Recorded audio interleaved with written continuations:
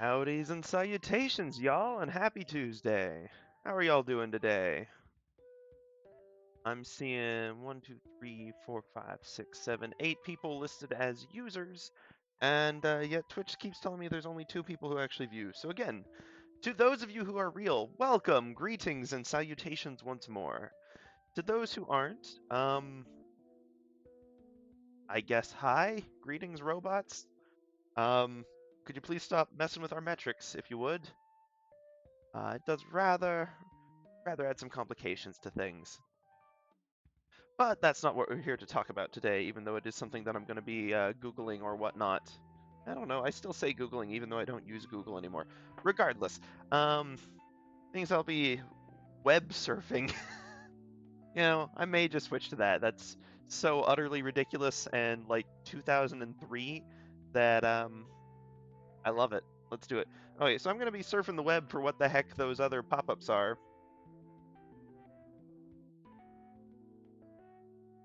Not...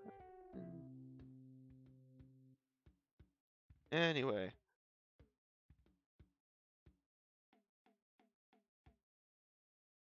Cool. Excellent. Well, okay, it appears to be a known thing. That's excellent news. Regardless, we are here to talk about Pokemon. And this what is very obviously a Porygon, and I don't see any evidence to the contrary. And we're actually fairly close to being wrapped up on Mr. Porygon here, or Ms. or Mrs. or they them Porygon. I'm not even gonna ask. It's a computer program. Um, so Porygon, I think other than maybe a few highlighting accents, which we've already done a little bit of, I think Porygon's just about ready to go, and as ominous as ever, as it should be, plowing its way through either a city or a rocky landscape. Porygon in action is quite the thing to behold. So, after Porygon, we do have a few others. I also have some other fun things prepped, just odds and ends. But first, I do apologize if I'm a little low energy today. I don't have an excuse. I think my body stole an hour from me. Y'all ever know when you go to sleep early and for some reason you wake up more tired? Like, I gave you. What did you do with the sleep I gave you? I gave you more. Where did it go? Did you bury it in a hole in the ground? You clearly. Or did you invest it in, Dogecoin or something? What are you doing? So, yeah, I don't know where the heck that energy went, but I woke up more tired today despite getting more sleep than I have in ages. And I'm sure it's something with circadian rhythms and whatnot, and who knows? All I know is that I may be a little bit out of it. I'm trying to be back into it. Um, but we'll see. We'll see. If I zone out halfway through here, I sincerely apologize. Let's see.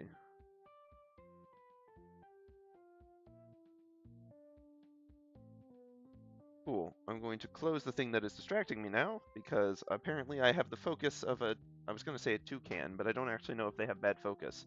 Maybe they could get through a full book in like a sitting. I remember those days. Anyway, we are here for Pokemon! And in addition to doing some tweaks to Porygon, which I'm going to get started doing while I talk, and hopefully see if I can't actually multitask that, we are also going to crack into a couple of other ones that I'm eager to jump for because they're definitely not one. Porygon has translated fairly directly from the image. We've taken some artistic liberties, added some details and nuances, and like the bottom half of a water bottle or whatever the heck's going on up here. But I think really and truly, these next ones aren't going to be so easy to make into real Pokemon. It's going to be more like an Oshawott situation, and those are fun. So, oh, I've got my practice for, wow, awesome, perfect layout. Anyway, I'm working on actually getting some better YouTube thumbnails and maybe updating my naming conventions a little bit to imply that this isn't in fact an ongoing series where you need to have watched all of them to understand what's happening. They're just VODs, just a VOD archive, just me here learning art, learning to do things, maybe, hopefully learning things anyway. That's what I'm counting on. So, we've got our hard light layer, we've got our select tool, and we are going to have another go at it. If you haven't seen those and you're watching the VODs, I guess watch the previous ones. I know I just said you don't need to. They're not terribly hard to explain. The select tool basically just lets me pick an area and then I can keep adding to it or subtracting. And what I use that for a lot, besides moving things, is to fill, which I can't do on this layer because it's of another thing that I'll explain in a second. But basically, I can just draw a line here and fill it, and boom. I don't want that line there, though. Then we can unselect. It just lets me grab things. No magic or sorcery or witchcraft there. The reason I can't draw on this is because we also have the layer clipped to the one below it. So right now, we're actually just doing sort of this dark pink accent here. It's really more of a magenta, I suppose. What have you. And it is clipped. You can sort of see the orange line next to it to indicate that it's clipped, but clipped means that it's clipped to this layer below it, which is the one that the actual, colors are on. And so I can't draw outside of the lines of these colors pretty much because this just says it only acknowledges the paper exists where the colors do. So I can do all the selecting I want, but it's only going to fill in the area. So really nice, really handy, especially when we're trying to do accent stuff along the edges. Which I am going to continue to try to do, despite the odds. So, that is what we're doing right now. We'll get into the other Pokemon, some other tricks with those once we do. Just going to use that to clear out some of that lighting. I think we want something perhaps a tad more subtle, although I really, really do actually love how this one looks. I'm going to I may just go ahead and do this for all of the pink sections down here, assuming that they've got, shade near them to indicate what's happening, make it clear. Because I think that they're just a lot of fun. I just think they're neat, Ah, phooey. So the other thing we can do is this erase selection tool, which basically lets me chop a chunk of my selection out of the way. I can add to the selection and I can remove from it. And I assure you, I will click on the wrong one 90% of the time. But such is the way. As you may have guessed, I am still learning as we go. The point of this is basically to sort of record the process of actually learning how to do this.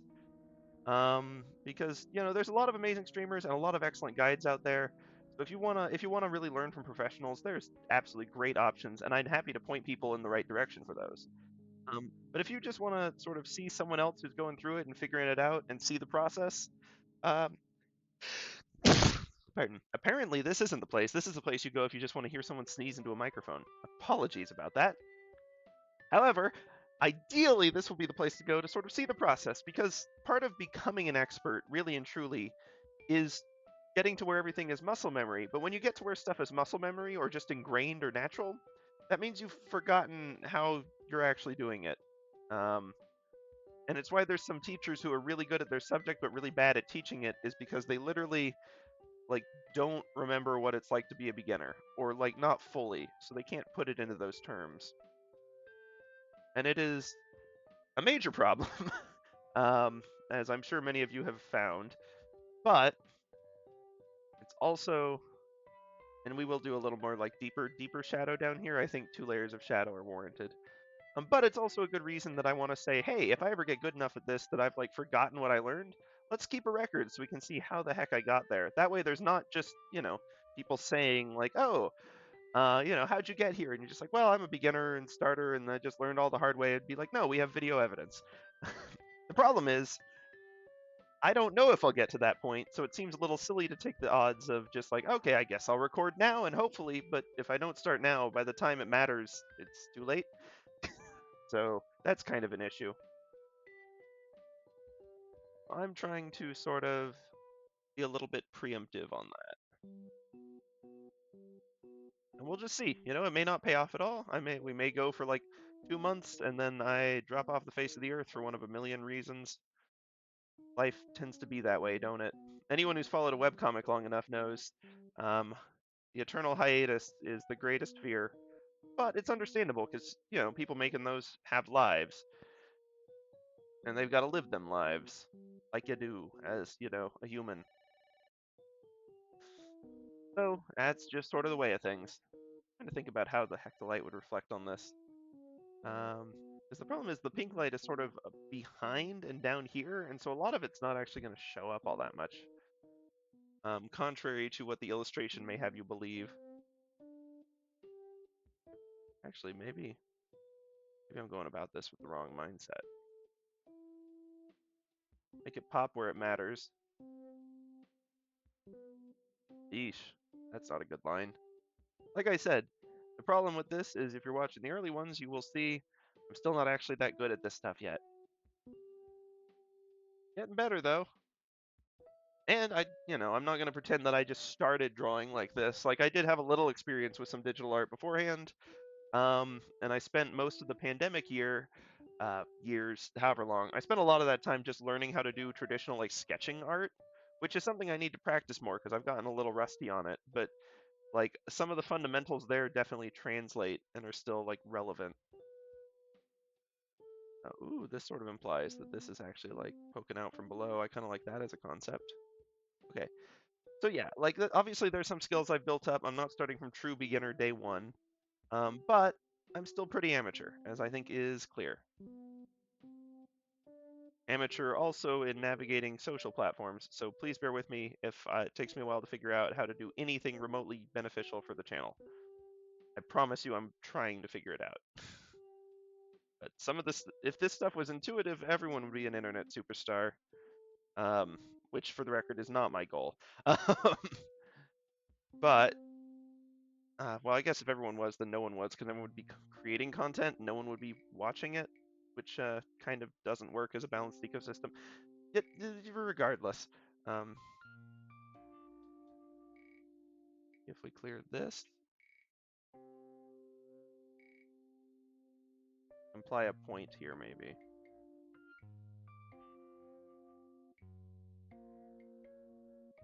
Well, that's intriguing and actually physically makes a little more sense.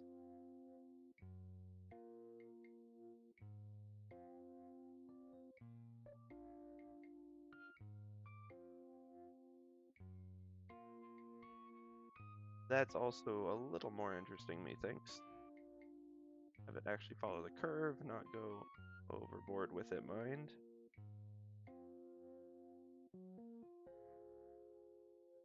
And I don't want to spend too long on Pory-GONE here because I'm actually fairly happy with the results in general, and I don't want to mess them up.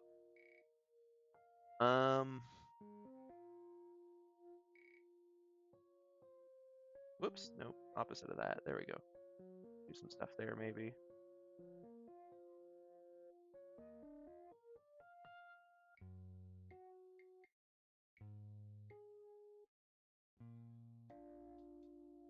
Maybe we go back to more here.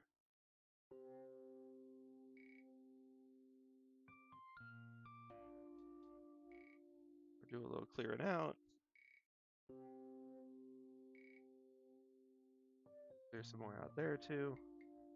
I don't know that that makes a ton of sense, but it's, fine.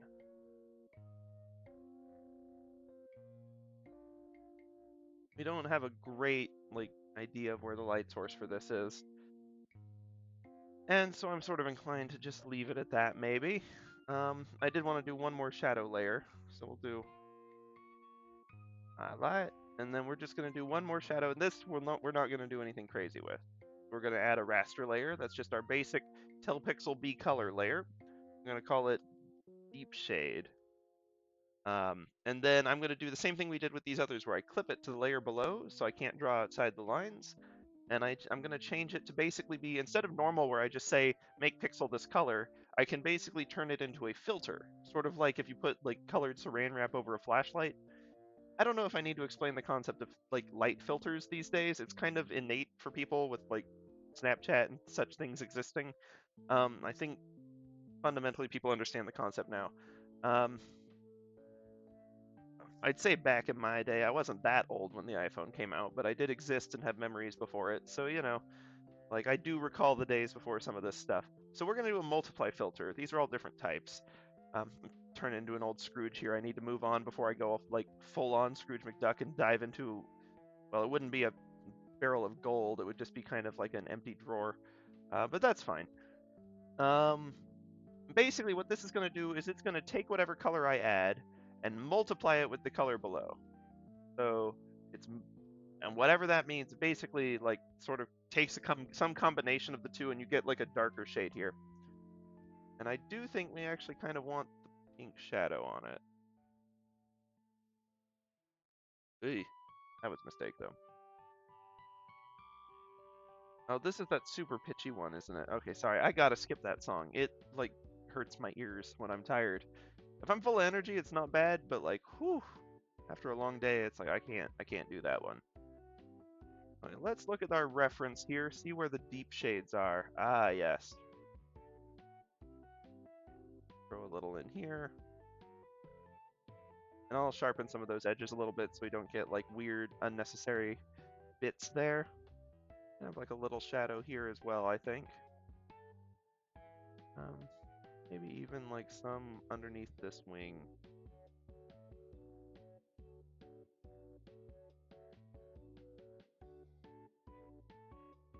Shouldn't draw too long of a continuous line like this, or else I can't undo it easily. Should one make a mistake at the 11th hour. As is wont to happen. I have found, anyway. That's a fun expression, as blank is wont to do. Because it's not, like, technically archaic, it just feels old school. This might be too dark of a multiply shade. Let's maybe lighten up a little bit. Go with this one instead. There, now we're getting, like, the darkness of it, but not, like, the intense, distracting darkness of it. And we do probably have more shadows going on than the Pokemon style would typically allow us, but I'm having fun with it, so. Let's see, maybe we do. I'm trying to think about the physics of these pieces, because they're all weird. This all should really probably be like normal shadow on top of it, especially this, or deep shadow rather. Like a little bit along here. Oh, I'm on the erase tool, ain't I? Whoopsie doodle. Thought my brush size was bigger than I remembered. That's technically fine. Build off that. We'll keep going there. I'm going to try to clean up this gap a little bit, which that definitely just made it worse. That's fine. Sort of go up here a little bit.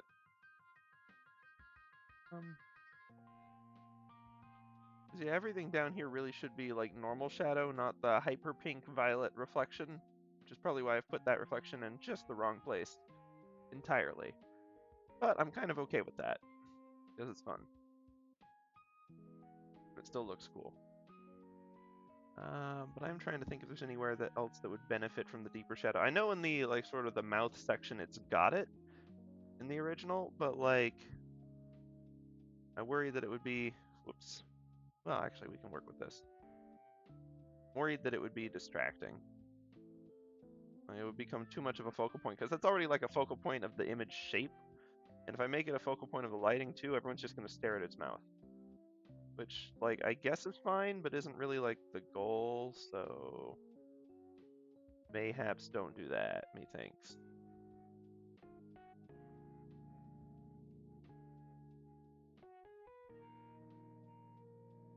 Let's see.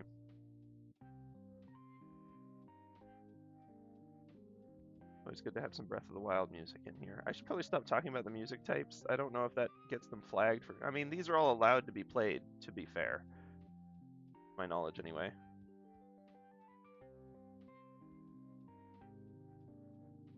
So that's fine by me. But I should probably still be a little more careful about that. But, I mean, hey, we're listening to music. I like music. I want to talk about the music, you know? Like, come on. Ah, no, not that button. The other one. Anti-fill. No, anti-erase. Fill. That. The shading on this has gone to pieces a little bit. There's literally too many conflicting pieces of shading.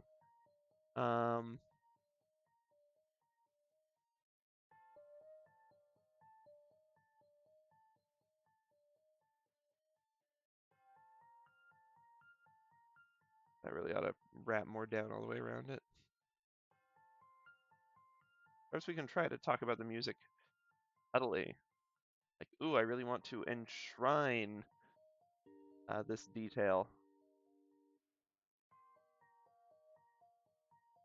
Aha, super clever. Definitely not very cheesy, lazy wordplay. Ah, I'm always down for a good pun. You got to be able to roll with the punches, after all. I'm getting gravelly voice. That means I need to drink a little bit of water. My bad. Hope the mic didn't pick that up for anyone. As not a fan of ASMR myself, I try not to provide it unwittingly. Let's see.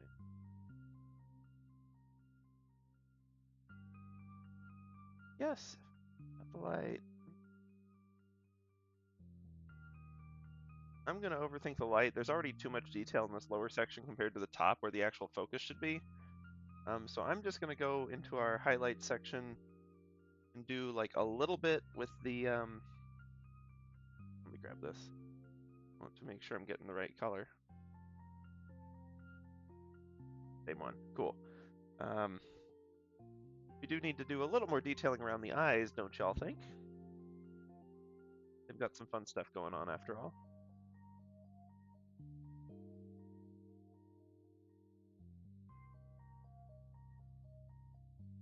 Not every edge has to be defined by a line. Some of them can be defined by shadows, which in my case, my shadows, in keeping with the Pokemon style, are hard lines, so it's not that much of a difference. But generally speaking, there's some things that are better done one way or the other. A lot of things are better done with smooth shading if you know what you're doing. And that is something that we will practice again in the future. But I really enjoy kind of other styles. Woo, that ain't, no, no, oh, no. Let's get the light blue in here and see if that does it. Is it because I'm on the hard light filter? Probably because I'm on the hard light filter and I should be on the shadow filter. See, now that's too dark, but I bet if we get the pink back in here and fill with it just right. There we go. Yeah, I need to figure out a better way to pay attention to how I'm tracking all my colors and layers and stuff, because that's going to get out of my control real quick if I ain't careful. You know?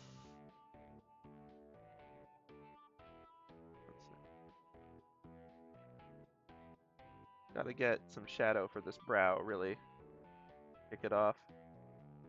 And if I want to make sure that these pieces look like they're on different layers, then I need to make sure that the shadow hits them each differently. If I'm smart, I'll make it consistent so that layers actually look, you know, like they're the correct differences and not just random. I want this one to look deeper, so I actually think I want the shadow to go further in. Okay. I want this one to look shallower, so I really ought to make the shadow not even go in as much on it.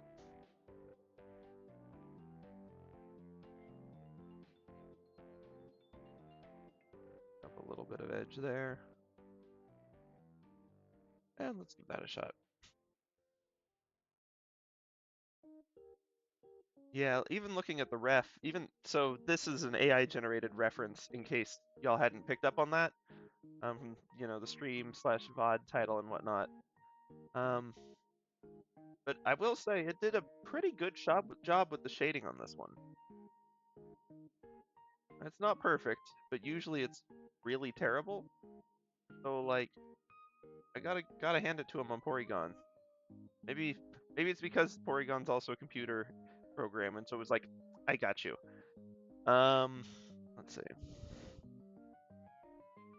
Maybe we ought to add a tiniest bit of blue shadow underneath the brow here too.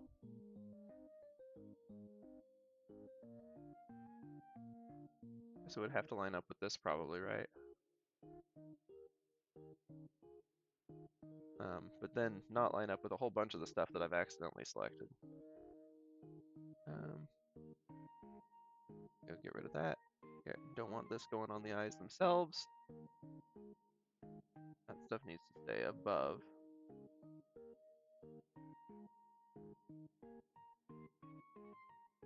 Shouldn't have any overlap issues with anything else. So let's grab the blue and let's shadow it. Well, it definitely looks like a grouchy grandpa with a big mustache, which I'm fine with. Kind of the vibe I've been aiming for, honestly. Don't know why Pory-GONE is giving me that vibe today. Maybe it's the strong brow line. Oh, I'm on the erase one. Whoops. Whoopsie doodle. Clean up a little bit here. Get some of those pixels that snuck by the first time. A little bit in there, a little bit in there. Just fill those in. I suppose there ought to be a little bit of shadow down here too. But at this point, I'm really probably getting into overkill territory, especially in terms of like Pokemon style.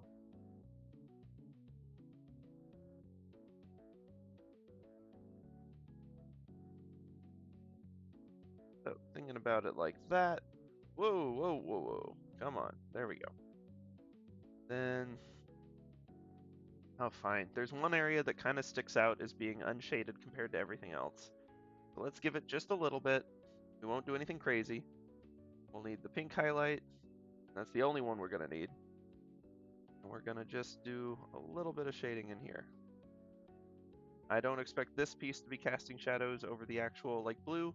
We won't be doing any of that unless I look at it at the end and I'm like, wow, there should definitely be a shadow there. It's really obvious. But I feel like I don't want to mess with that right now. And I think a little bit of that too, probably.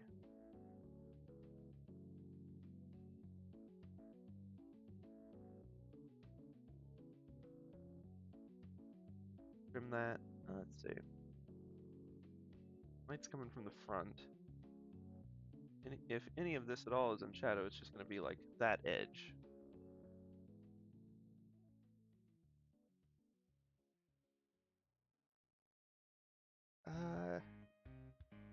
I think we could do like a little bit this maybe. I don't want to do too much. I want it to sort of be continuous. The shadow does break up the lines a little bit. I have no earthly idea what this song is.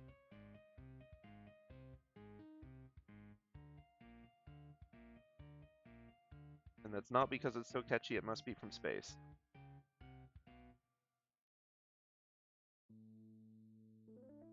Okay.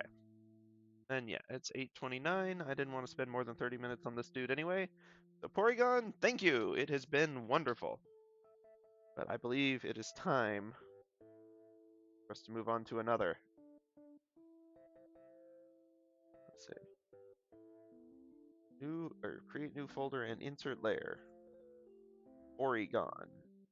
And if anyone questions you on what Porygon looks like, you can just point them right here. This is the authoritative source, not Bulbapedia. Not, is it Sereni? I don't know how to say that one. Definitely not actual Pokemon shows or games or the Pokedexes. This is Porygon. Don't let anyone tell you otherwise. But now we're going to have to release it, so goodbye. Because it is time to look at our next contender. We're going to put Porygon away for now and reveal some of the others hiding beneath. So, we have two options. I'm thinking, personally, that we probably, they're both going to be difficult to do justice. They're both going to require a little creativity, which I may or may not have tonight due to the aforementioned sleep thieving brain. So we have Murkrow in Tiny version 1, and we have Mewtwo in Tiny version 2. Wonder if I can create a poll. I'm sure there's a way, but I sure as heck don't know it. So obviously you don't have to participate in chat. I'm not a teacher. I ain't grading you. But if you want Murkrow versus Mewtwo, go ahead and put an M in chat for Murkrow and an M in chat for Mewtwo. And we'll go based on that. Feel free to put 2 M's for Mewtwo if you feel like you really need to make it clear what your choice is. But otherwise, I will choose literally randomly. I will look up a coin flip website, and we will do this. But I am also down for suggestions.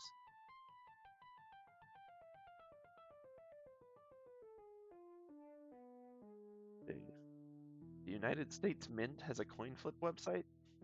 Oh no, it has a voiceover. I think maybe maybe we don't do that.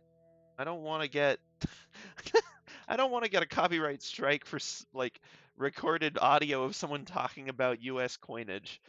I feel like that would be embarrassing. Let's see. Alright, what's this? Okay, so there's this leading one. This is actual website. Wow. It actually has weird variants for this many samples. I would have expected it to be closer. Well, let's see. At the risk of accidentally showing off terrible, terrible ads because ads are stupid, since we haven't had any feedback, let's do ourselves a coin. Okay, so heads will be Murkrow, tails will be Mewtwo. But like seriously, these are your global stats with this large of a sample size and you're off by more than 1%? That's like crazy. Crazy. Anyway, um so we're gonna flip this. I always root for tails, but we'll see. Ah, okay. Murkrow it is. So, goodbye website. You only have 2 moves. I can lava him, or drown him. I like my odds. Moving on. Those ads are so dumb. Oh, did I have this in front of the coin? Oops. Oops. Sorry. My bad. I promise I was rooting for tails and it did land heads, so hopefully that adds some credibility. Um, whoops. Yeah. No, don't move it. Grow it. Because we need to reveal our next contender, which is Murkrow. And a heck of a Murkrow it is, if I do say. Thinking phenomenal result for this one. Looks crazy. Doesn't look like a Pokemon. Definitely doesn't look like something I can render. But we're gonna try, you know? So, we're gonna do what we always do. We're gonna start with a vector layer and call it, I guess, Sketch for Murkrow Sketch. Not to be confused with Sketch from Mewtwo Sketch, or Sketch for Mismagius, which is one I want to do, but we definitely don't have time. So, let's, I mean, unless folks really, really are attached to Mismagius. I personally actually love Mismagius. Mismagius and Misdreavus are some of my favorite Pokemon. But that is neither here nor there. What is here is Murkrow, and it's got an ominous look in its eye that tells me we should probably get started and not delay it. So, let's get ourselves a sketch color. We've already got kind of the cream-colored background. I think we learned last time that just starting with a black sketch works better because of the Pokemon inks. So as much as I love sketching in fancy colors, not that blue is a fancy color, but I find it spices things up. But I'd also think it wasn't working super great here. So we'll stick to old school. Got ourselves lines. Now those lines are a thing, and just a reminder of some of the power of vector tools, which are handy, but I can get carried away with. So during the sketching phase, we're only going to use 2 of them. One of them is the actual like vector layer, which is what we're on and lets us do some of this stuff. And the other is vector erase. So we've got ourselves a vector eraser. I'm triggering with a hotkey. If I hold it down, it pops this up. If I just click it, it changes to it permanently, and then I accidentally erase whatever I'm drawing, which happens far more often than it should. But if I just hold down the key, we've got ourselves the vector eraser. And what that does is it looks, well, you've got a million settings. What I have it set to is it looks anywhere where there's an intersection. And so if I just like erase this, instead of just erasing that little notch, it'll erase everything up to the intersection. So boom, now it's cleared out. Now it's cleared out. Now it's cleared out. There are both of those. And suddenly we have a really nice, clean looking sharp corner, even though we did super sloppy lines. Like, I can turn this into a triangle looking thing real easy. Not sure why I'd want to, but I can. I can also get rid of it fairly easily, although occasionally corners persist, which is a whoops. So, now that that's all out of the way, and this thing on my screen I can't erase because it's actually on my screen and not on, being displayed by it. Whoops. Now we can begin. So looking at Murkrow, it looks like it's got 2 crow feet, or possibly a crutch, but like again, we're gonna have to take some creative liberties with this. It also looks like it's got sort of, let's see. I feel like it's got like a waist here. Oh, I did the thing I said. I did the thing I said I'd do about accidentally setting it to the eraser tool. So we've got like a waist. Let's do it at like a waisty level. And it really does sort of look, well, there's two ways to read this really. And actually, as far as Pokemon go, um, I'm kind of more, well, there's already the owl one. Okay, so the two ways I'm seeing are, the leg forms are sort of interesting. There's like one way to interpret it, and this is the fun part of these. One way to interpret it is to sort of look at it and see there's like one leg here and maybe like a crow foot there. And then we've got sort of like another knee as it steps forward. And like a crow foot here. And then I don't know, the rest of the owl, as they say.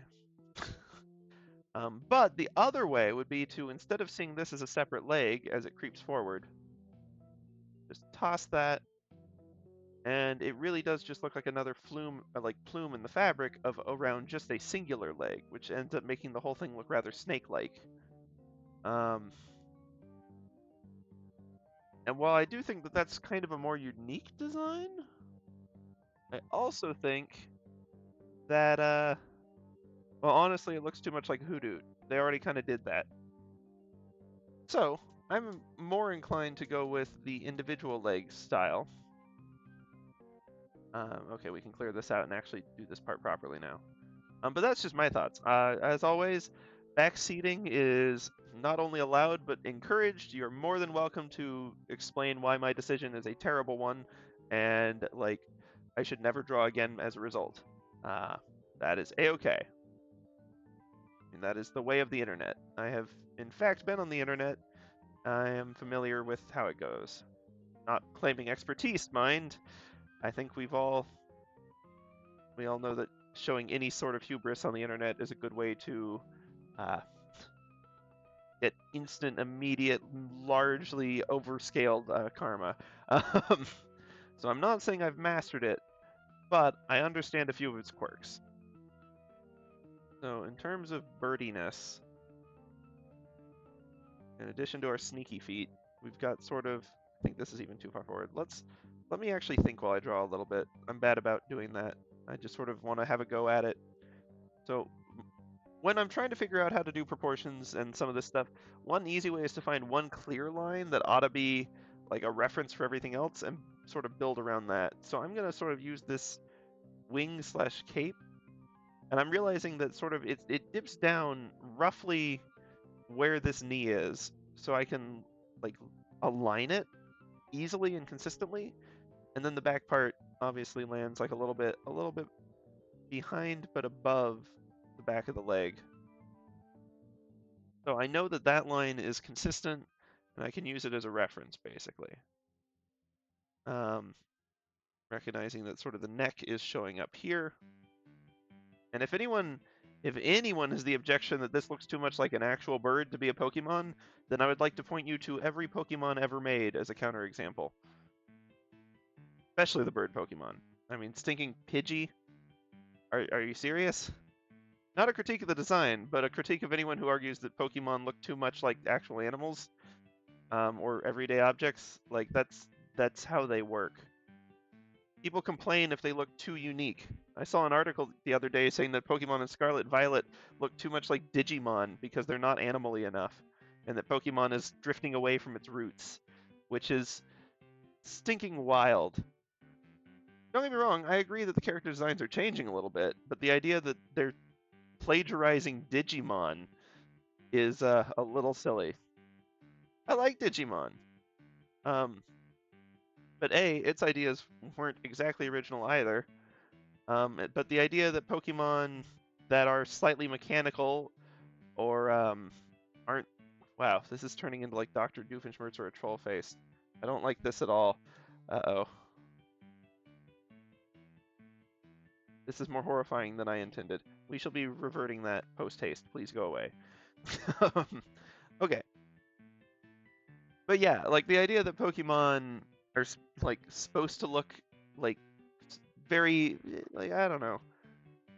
coherent or consistent is a little wild. Like, yeah, a lot of them look like actual animals. A lot of them also look like train wrecks of shapes. I like Rayquaza, but it is a robot snake. It just is. Um, so some of the critiques are a little interesting. If they want to talk about the level of detail, like, yeah, they've sort of changed how intricate some of the designs are, especially for legendaries and stuff. Like, Eternatus would definitely look out of place in Pokemon Blue. Yeah, it was. Um, but that doesn't, doesn't disqualify the new designs as bad, or as lazy, or as un-Pokemon-like. There's too much gatekeeping around Pokemon in general. Like, just chill, they're fun. They're silly critters that we can collect. And then maybe bond with. Or for some people, do a Nuzlocke, and then bond with them briefly before having to throw them in a fire pit. Because such is the way of the Nuzlocke.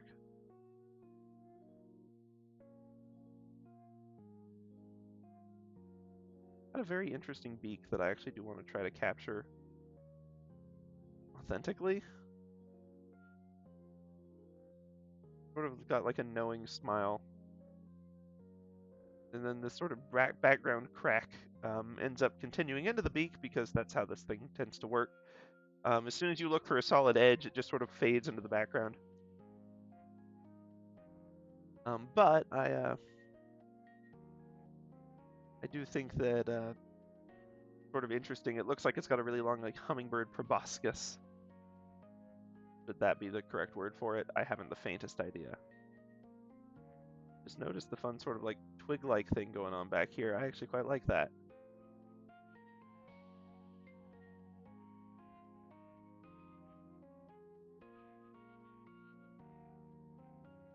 Oh, right, this line actually ought to continue quite a lot further out.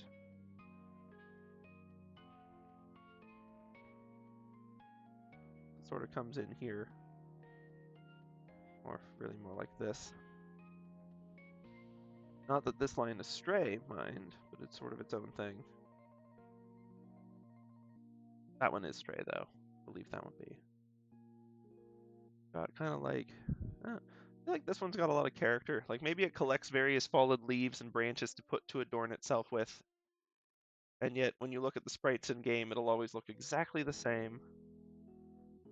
Because, the devs can't, you wouldn't expect them to do like incredibly like unique stuff for every single Pokemon. That'd be an insane amount of work. And yet they chose to do it for that weird like Spinella Pokemon where most of the variants look kind of mediocre, but there's like 27 of them, and in order to get some of them, you have to like, I don't know, burn a frog at midnight or some It's so arcane. I'm sure you don't have to actually set any frogs on fire for Pokemon.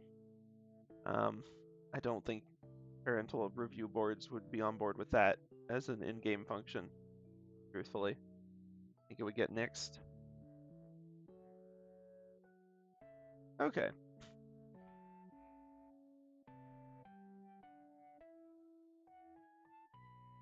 Oops. Got sort of this knowing eye. And just like a lot of feather ruffle down here that I won't think about too much yet. Because the cape also continues and like goes up. Yeah, this is definitely one of those ones where people start to ask, like, hey, are we sure this is a Pokemon and not just like a person in a costume?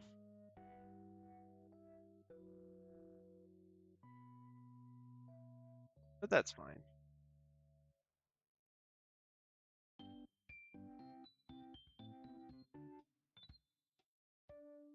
And choose to block it there because otherwise we get other branches going up and like more leaves coming off and like it just vanishes somewhere into the unknown and ends up getting maybe a little too wild. Maybe I will add a leaf to it though. Make sure it's still a focal point.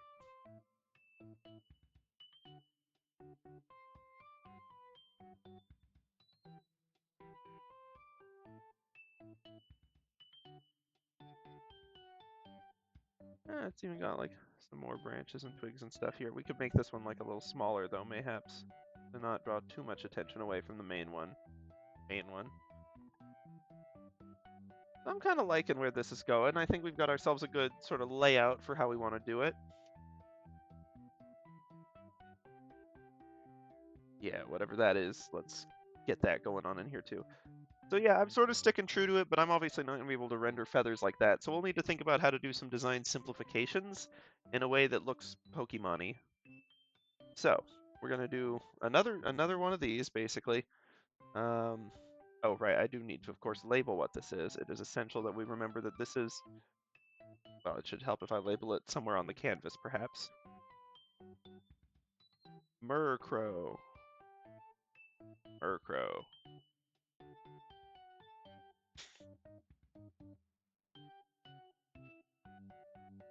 Yep, this is Murkrow. I mean, it does actually look like a crow in a murky wood or something, so it fits. But let's do another sketch. We're gonna call this M sketch clean, or because there's a few things I want to think through, and like we may not end up redoing the whole thing. I may just do this as sort of like a layer on top of the previous one, and then we'll do the inks. But there's a few things that I want to refine and clean up. One of them being the legs. Like this one. Whoops, I'm on the wrong layer. Always. We've got this. And it kind of like goes back in a knee, like this. Looks so much like human leg. Don't like. Let's see if we can fix that.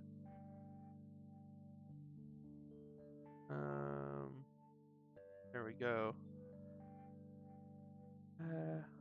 Billow it out a little bit. I don't want too many inline tapers because I'm trying to. Well, I don't know. Gardevoir has a lot of like, if you think about like fabricy looking pieces, but they don't tend to like wrinkle them naturally. They tend to just sort of like do chunks, like chunk and chunk, chunk. I don't know if I'm making any sort of sense when I say this. Whoa. Ooh. Like it's just like strips. And like even if we have like the backside visible. Whoops. Whoops.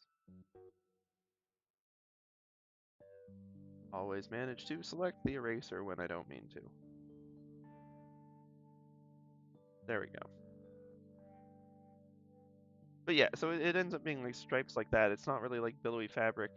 If it is billowy fabric, then you just get stuff sort of like Miss Magius, where like it's very, very simple. So I want to make sure that we don't go too crazy on the actual like flowy fabric here. If I can convey the idea with just like a few simple lines, then that's what we're going to try to do.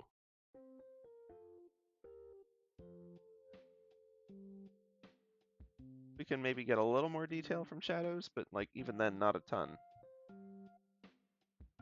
Because like, I don't know if you ever like really look closely at something like Miss Magius, because they do get fabric wrinkles. But I guess it's not a tube type. It's more of like a cone, which is fairly common. But it's like, it basically just is this. And then like you get like a little bit of shadow. Hey, that's not the right place for those. You sort of get this, and there's like a little shadow. And like maybe a little bit of shadow on the side of this one. So on. But they don't really like go, they don't go for like crazy detailed fabric folds and stuff where you've got, you know, like, well, I'm about to do just a terrible example. But it's not like naturalistic fabric where you've got, you know, stuff actually coming down and draping naturally and such.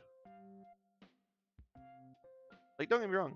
Like, the way I like Miss Magius, and the way they do it is good, and if I actually drew from my ref properly, this would look better. Because it is more of something like this, and then, like, I don't know, you've got neckline kind of kicks out, and then they do basically have, like, wrinkle, wrinkle, then I guess it has arms, actually, that kind of stick out in the front here, but that's, you know, technically kind of unrelated. This wrinkle kind of goes up, and so on. Like, you know, you get like the collar thing, you get the head, get a hat, point goes up, and there's just like spikies everywhere.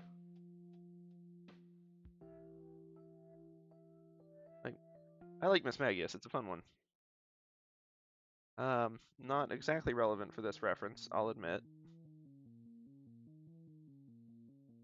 I don't know why I've either made this one laughing or sad. Oh right, it's got like that Wario mouth. Anyway, maybe... I feel like we've gotten off track. Maybe I just hide this layer and we start a new one. I like fabric physics are fun to do though. Like there's just a lot of interesting stuff with them. Like you can get some real proper folds going.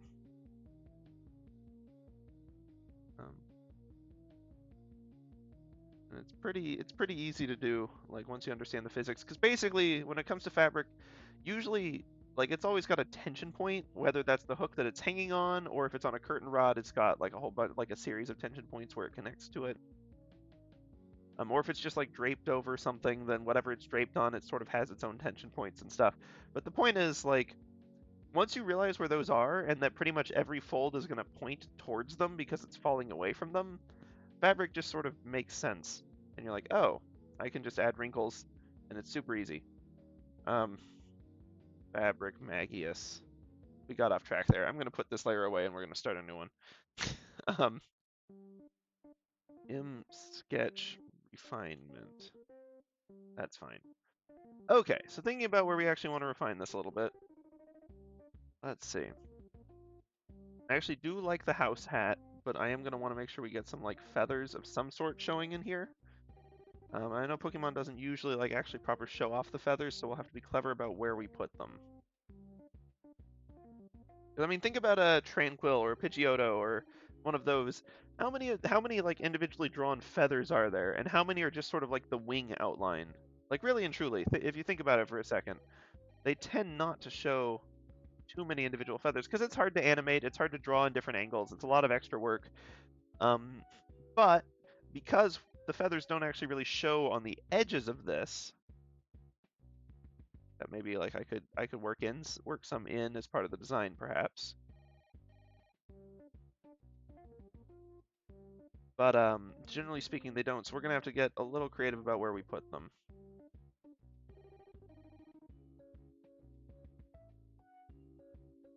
Make that work, I think.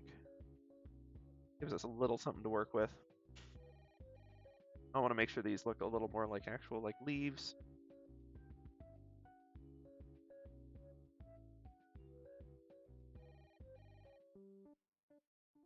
Let's see. That doesn't really look like leaves either. That sort of does. And that's always a fun parallel, is leaves and feathers structurally are actually, like, they're quite different, but there are a lot of parallels between them. And I'm quite happy with that twig as it is. So it's kind of a fun thing to sort of play them off of each other.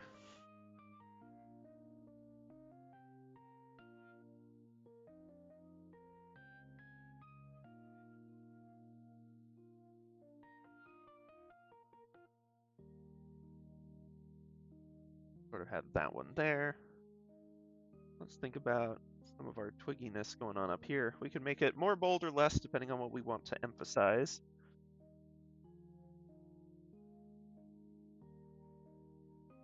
We're getting too many that are sort of the same deal. For this one, let's mix it up. Let's do the big feather on the inside and then like the small one.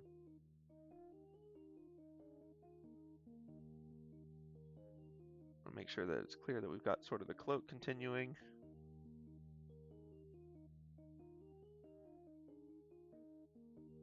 I even need to make that continue further backwards than it was. That's fine. Whoops, don't want to. I went and did it again.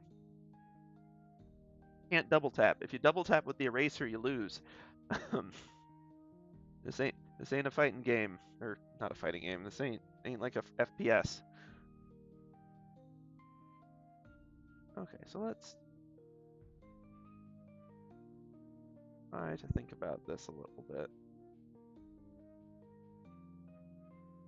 There, now we get sort of the fabric-y look and feel without needing too many detail lines to emphasize it. Though it does still look a little bit like just a chicken leg, so maybe I need to...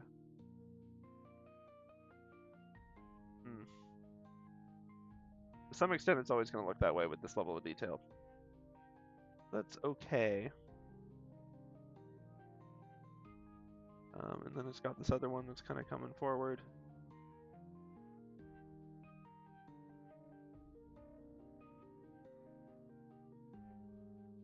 We can sort of get the crow foot going on under here. And I know the crow's feet here are like insanely abstract in the original. I may smooth them out to be something a little more traditional.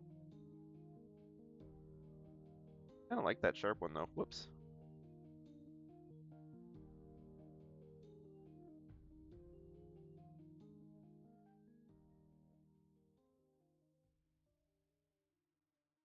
Kind of tight in there. Okay.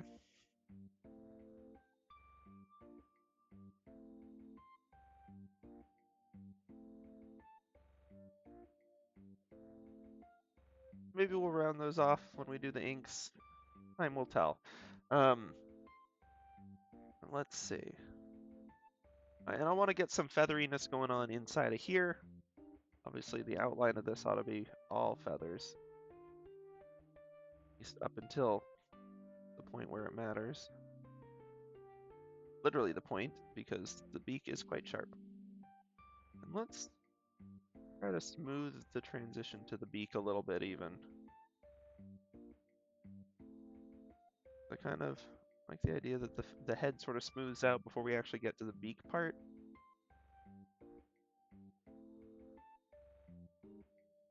That's A, that's sort of how it is in the ref, and B, I like how that looks. Well, we'll see if I like how it looks once I, let it go like this for a little bit.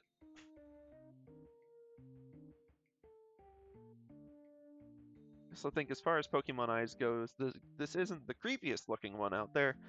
So I may just let it stay a little ominous, that's fine.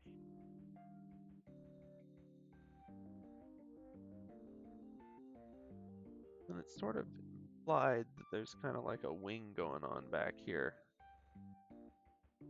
But there's a lot implied with the feather layers.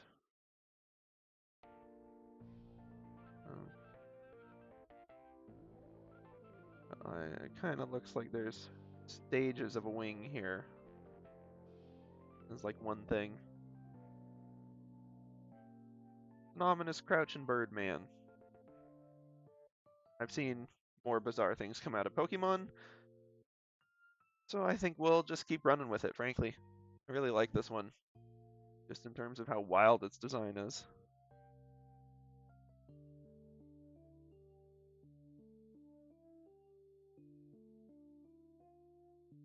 My phone has deigned to remind me of something, but what it's trying to remind me of, I don't know. Alas, will not be checking it immediately. Gotta get a little more randomness. Hard to simulate randomness. Computers are really bad at it, although obviously with enough algorithms they can be quite good at it. But nothing in a computer is ever truly random. There's always an algorithm that generated it. And in any case, Pokemon we probably don't want too much because we want it to be easily recreated.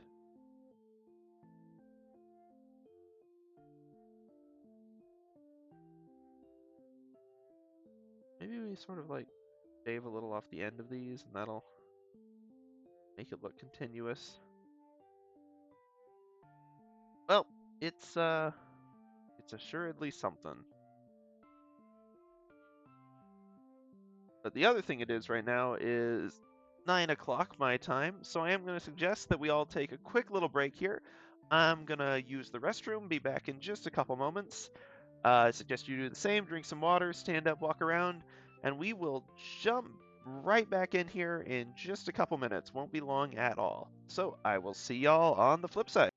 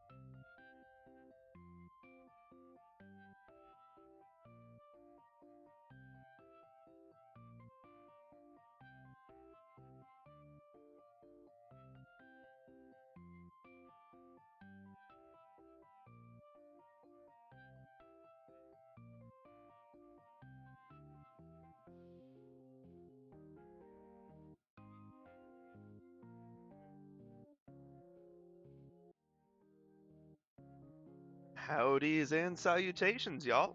Hope we've had our good little 5-minute break. We'll talk a little bit, give anyone time to get back should they need to. I doubt they need to, but we'll see. I figure I might as well try to structure things as though we've actually got an audience, and maybe, we'll get a little more practice, figure out some stuff, and we'll be ready when an audience actually comes, should they ever choose to. I really ought to look into how to actually, build a Twitch following and promote yourself and all that jazz. But well and truly, my goal here is getting better at the art and maybe getting a little better at, video editing and some other stuff, but really just the routine of having art, learning how to do some of this stuff. So even if nobody ever shows up, I'm technically like A-okay, but we're also more than happy to have people here. It's awesome having folks in the background lurking or saying hi if they want to or not. Either way is A-okay. So I think that is about time for us to get back into it. Trying to think if there's anything else. I'll probably retweak some of these feathers because they're kind of funky, and this kind of buff bird arm looking thing. I don't know what's going on here. Also, I'm torn because on the one hand, this makes it look like the cloak is actually an arm. On the other hand, it really enhances the sneaky walkie-walkie that we got going on here, if it is. But I am going to need to think through that a little bit because I really like how this top part has turned out. I am going to think about this a little bit. But like, so far this is actually looking pretty cool. especially if we continue this in. Maybe not, honestly. Maybe we just sort of leave it as a silhouette, not too much detail there. Nothing crazy.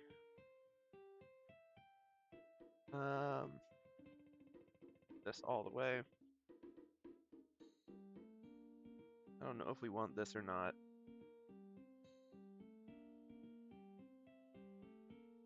I would put that behind it. But it also causes weird foldy, weird with that. And so does this. But we'll leave it for now. We don't have to match the Pokemon-ish exactly. I think we're just going to try to get something usable out of this. And my goal today for this one, for the record, how did I lose the name on this? Sketch. Find. There. I feel like I've renamed this layer like 3 times. Maybe not. Maybe I'm just going crazy. But yeah, we'll try to get the inks done for today, get them all looking nice. We'll get to some color if we have time, but if not, that's okay. We will pick it up on Thursday, same time. We'll be streaming then. And then we will probably move on from here to Mewtwo, the final one of these Pokemon, or perhaps some of the Pokemon items. Still open to suggestions for things that we want to draw in the style of a Pokemon item. Because right now I'm thinking, I feel like one that would be a lot of fun is going to be a lava lamp, and so I'm definitely going to do that one. We'll definitely do that one, but we're probably going to have time for multiple, because these are fun and precise and clean drawings, but they're also not horribly complicated. So that's a big plus. So we might actually be able to do a little more of them than, like, 75% of one drawing per stream, you know?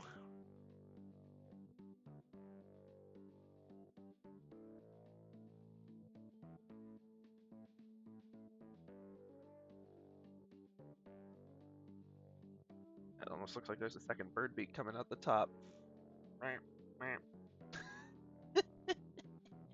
Okay, we're gonna put that one away. This ain't Giraffarig. It's Murkrow. It's not Murkromer. Or Murkroorcrum. Murkroorcrum. What is this, Latin? Murkrorum. Anyway.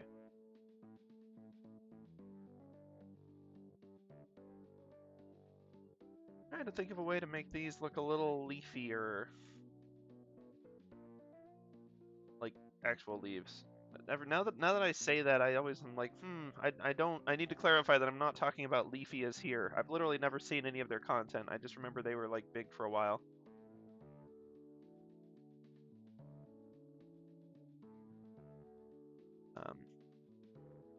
I don't know. Does this look like Leafy is here? Wow. As far as maple leaves go, that's like one of the worst. I may have even beaten out r/place for that. Not that any of the blame on that goes to the Canadians. They were doing everything they could with quite a lot of sabotage. Just looks like a snowflake. We could do, instead of some of this other stuff, you could get like a bundle of apricorns or something up there. Or, I don't know. I need to actually think about what real Pokemon berries are. Be a good thing to fit in here. What are some good Pokemon berries?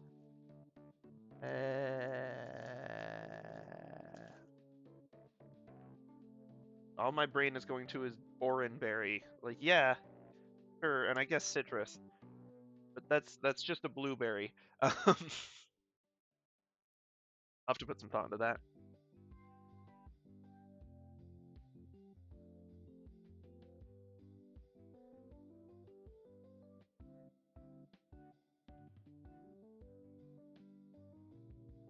Then I wonder what this Pokemon's ability would be. Like, they just always get one extra berry? Like, they can hold 2 berries? I'm not sure that would be a good ability. Or maybe it would. They'd have to code in an awful lot of details about the priority and how it would use each one.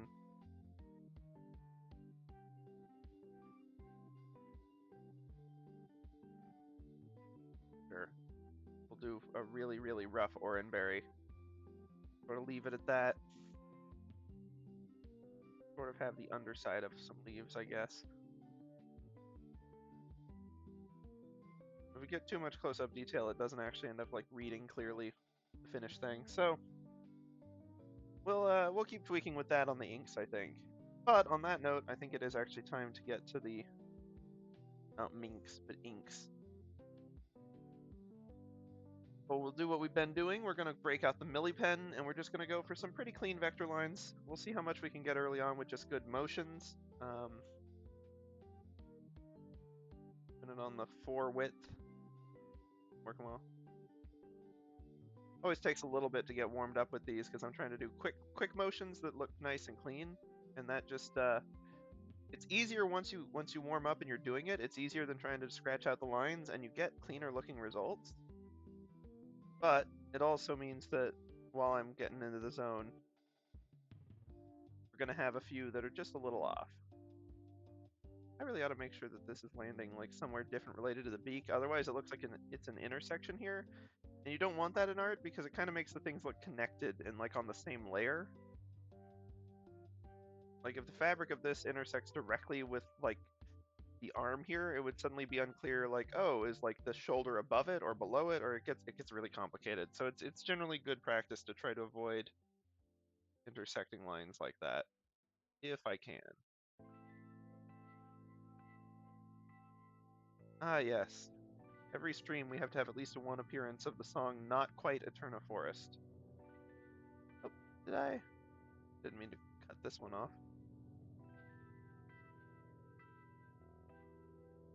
Oh, well in that case, let me...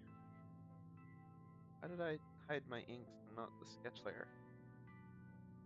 I may actually redo some of these inks to better follow what's happening with the second layer, because it's the slightly nicer looking layer, frankly. Ah, no!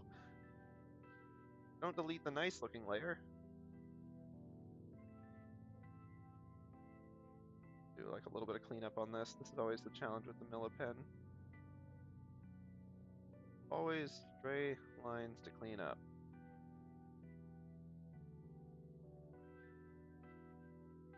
It's more because with the pens, line boundaries are really obvious. Like with the sketch, you can sort of just like, oh, it was supposed to be like that, and just work it in. Not quite so much with the pens.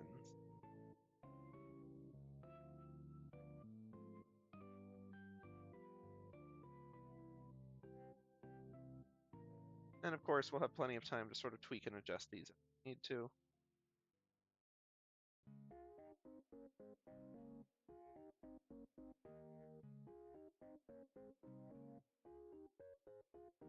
Oh, no.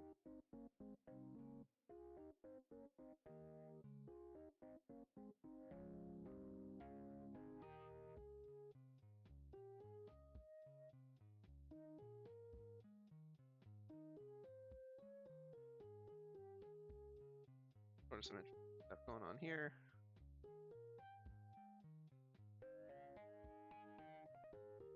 Like sort of the twisting in on itself that this one actually does. I want to try to keep that as much as possible in the actual line art.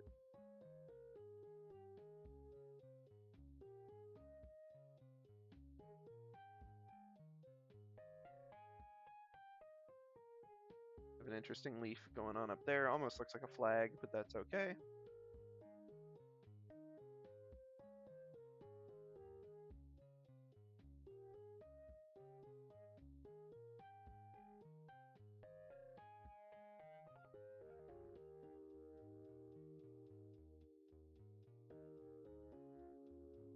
There you go. That's looking more like actual like leaves up here. And maybe I ought to look up an actual like oak leaf or something. I'm not sure what regions these would be native to, so I'm not sure what kind of leaves they're going to encounter, frankly.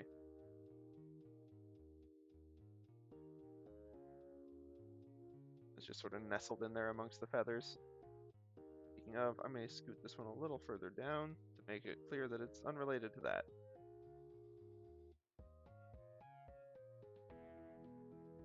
Not this.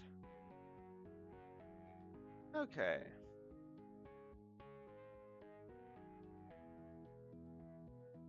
I'm gonna split the difference on those, I think.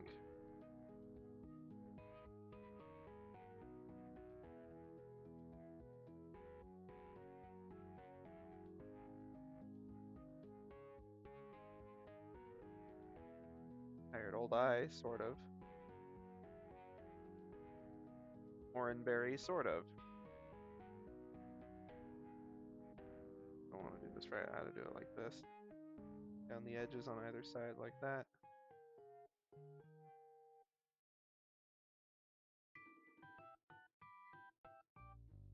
Oh, it gets a little too busy there, perhaps.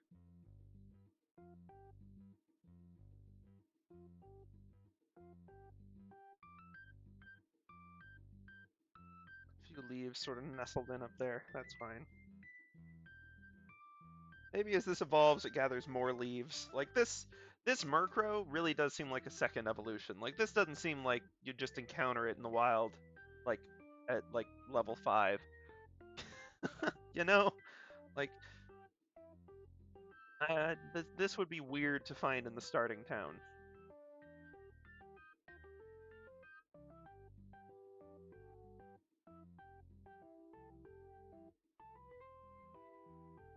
Oops, nope. Just want to get rid of this little bit.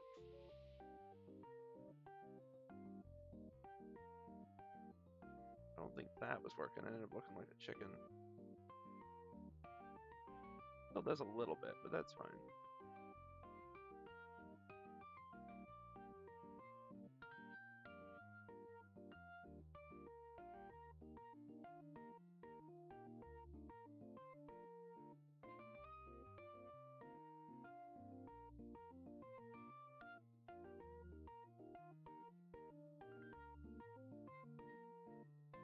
Don't like that. Okay.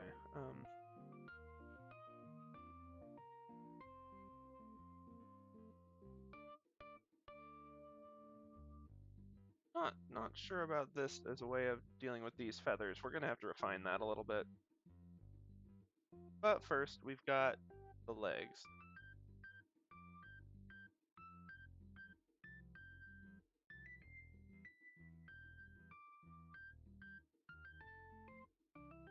Nope. Let's go ahead and get this other leg sort of in here first.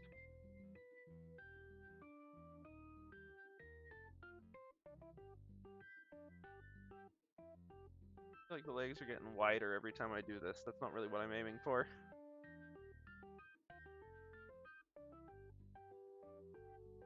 Right, if I were to think about this as actually like one piece, not one piece, mind, but one piece, that's really how I'd envision that. And because of vector erase, I can just toss out the middleman and we're set.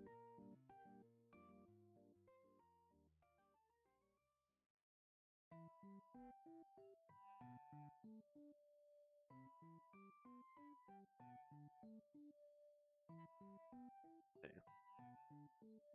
I guess we're gonna kind of want to do the same thing for this one.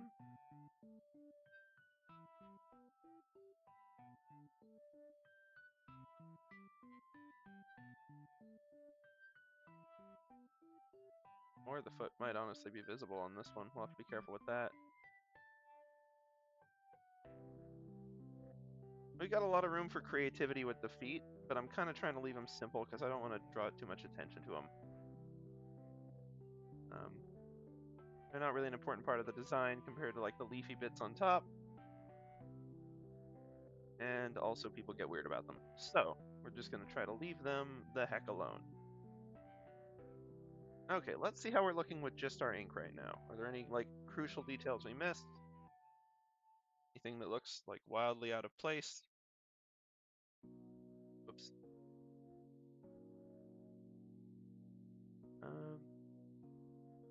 This arm's still not great. If I just toss it, what do we get?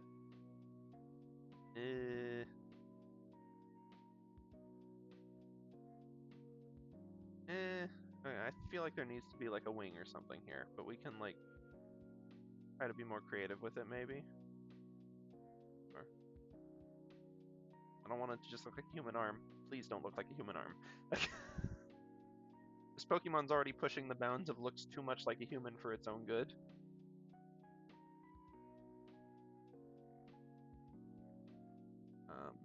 And I've got to be careful with that. Oh.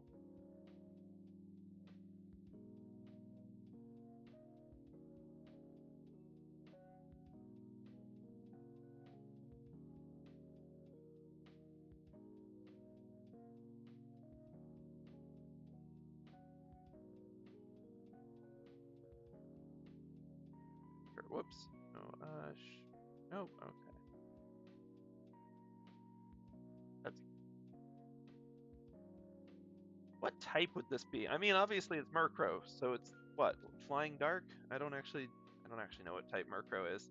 Um, speaking of which, Murkrow.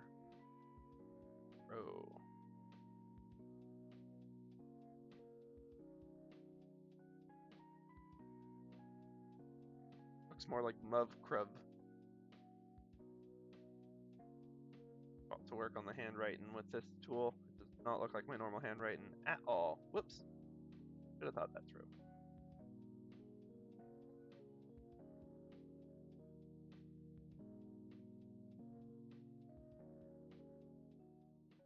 I don't know. This doesn't look like a Pokemon menu. New piece. And graphic design element.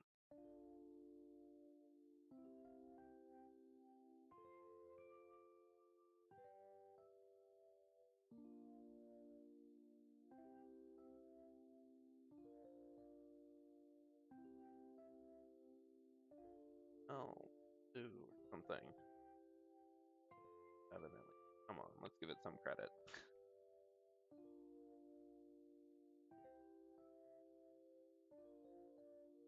You know someone's just gonna nickname it like Mucky or something though. Like the Bog Crow. Don't like that.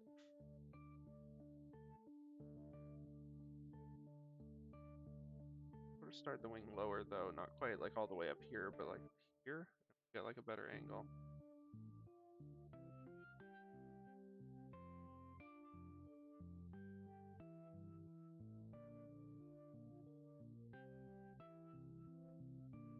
Eh, eh, eh. No.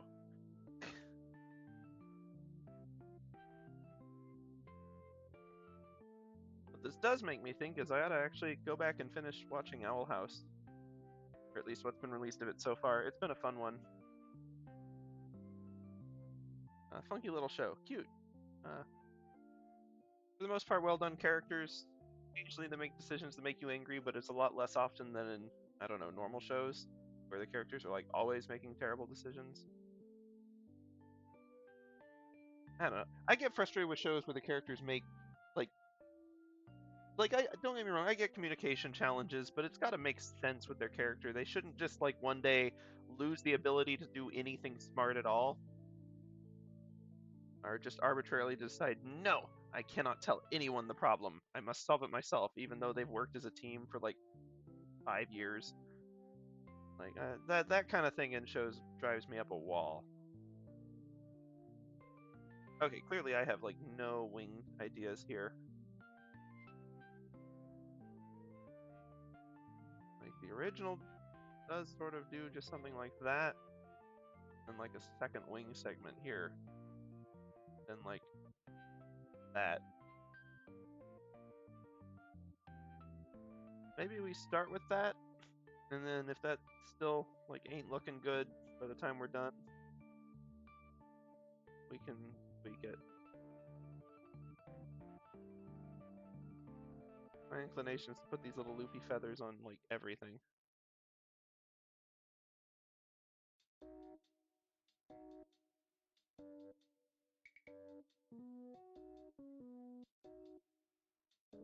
Ah, feather there is part of the problem, I think. Could make this like a Ellen or something. Or like a sloth toe when I do this. Yeah. Alright, we'll leave it like that for now. I think that's reasonably good. I'll do a little cleanup on the line work. Maybe we'll wrap up there for today, or maybe we'll throw in some real basic flat colors so we've got an easy starting point tomorrow.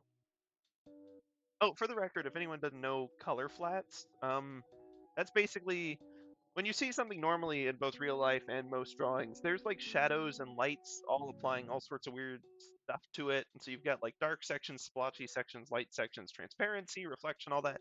Flat colors is basically just like a single solid color to be like your foundation. And then you can add sort of like the filter type layers we talked about in order to add all of that other stuff. So adding the color flats is basically just getting the real basics, like single colors in here. And it does go a long way to making the colors, or the drawing rather, like kind of come to life, which I quite enjoy. Oh right, liquefy is a sticky wild tool. Pardon. But no. But yeah, so I kind of like I try to get them in if I can, because they make the line work so much more alive, and it's suddenly you're like, oh, I can sort of see where we're trying to go with this. It's a little more fun that way. Now, where the heck am I? How did I lose a pen entirely? Where did it go? What am I looking for? Where are my vector pen tools? I use them a lot. Aha! Here we are. Cool. Okay. And step one is I always like to try to connect any lines where I just use like 2 or 3 lines to make one. Um, you can usually see it because there's like a little bump like right here. Whoop. Where the connection is, because I didn't have a long enough line or for whatever reason. So it's not necessarily good at intersections. Sometimes it works, but a lot of the time it just does stuff like that. But it is nice because once you do it, the lines... Whoa. Oh, I guess that was actually fine.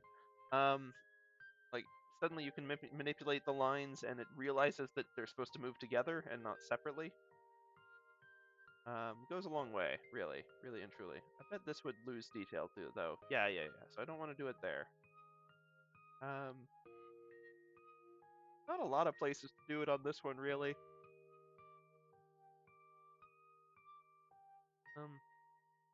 Okay. Maybe right there, and that one. Kind of warpied a lot of our feathers, though.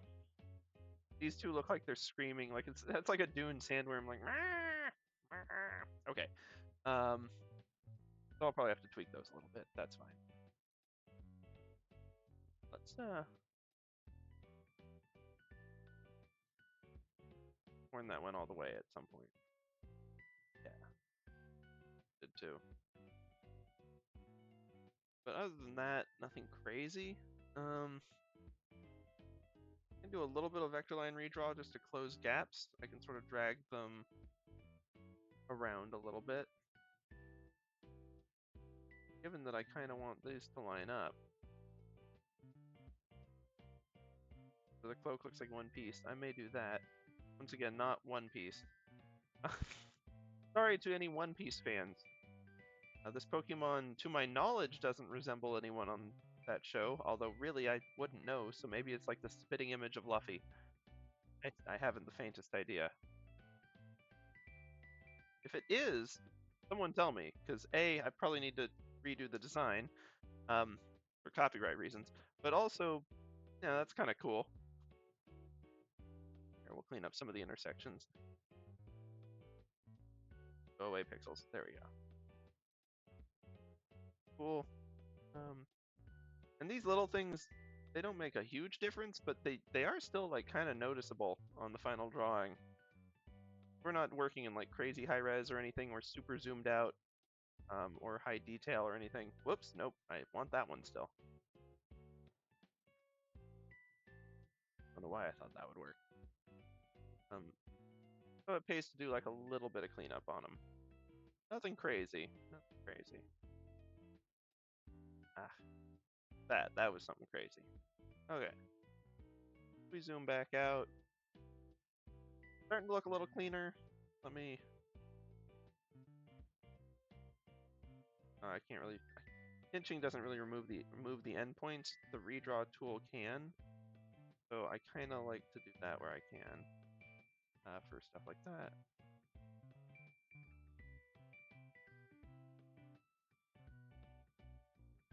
If I can't.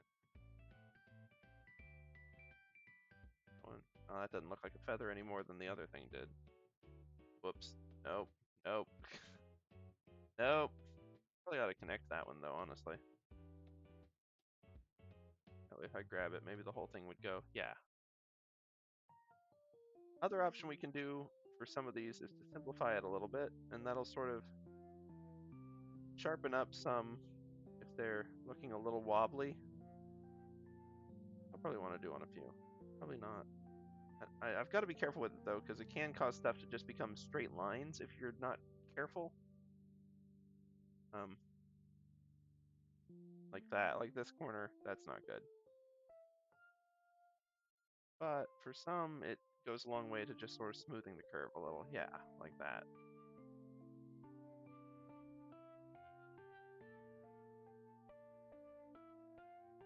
Nope, made that one worse.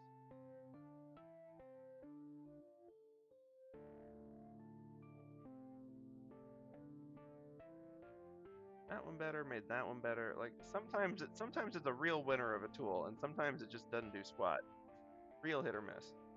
Whoa. I can grab individual pixels. I'm too close. This foot is bothering me a little bit.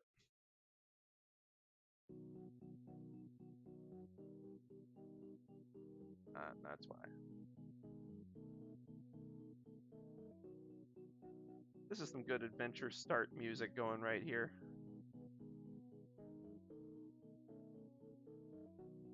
I feel like noticeably darker, but not anything crazy.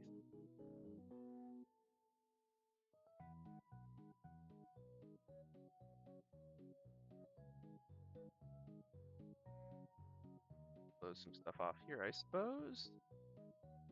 A little bit of wrap up. The leaf lines probably ought to not go all the way to the top. I think it would look better if they didn't. So that's going to take a little cleanup, but that's fine. I will say, this is one thing that is nice about digital. How many focal points does this one have here? There we go. Like, you can't do some of that with physical art. You just got to keep going and redrawing the line until you get it right, and eventually you erase a hole through the darn page, because I have a bit of a heavy hand, I'll admit. I also burn through nibs on my digital pencils, which definitely can avoid doing. Whoops, I just simplified that one right out of existence.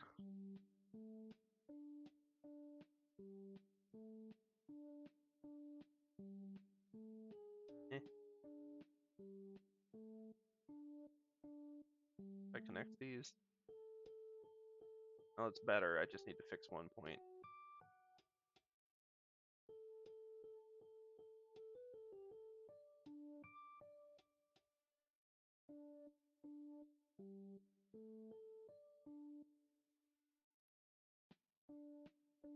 There we go.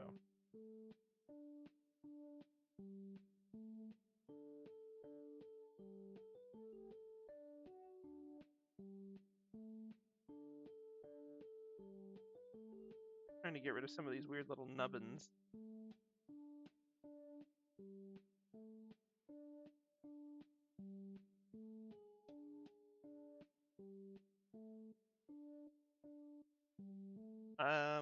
I guess this is the point where I need to take a second and look up an oranberry. Yeah, moment. I don't trust the internet enough to search anything on stream. Interesting. So it's really more of a...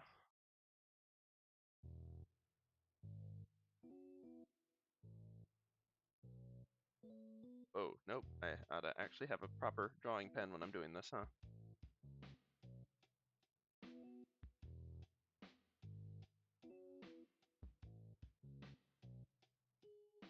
A little wider. It's got kind of the bump and then sort of the up. It's more cherry-like than I expected.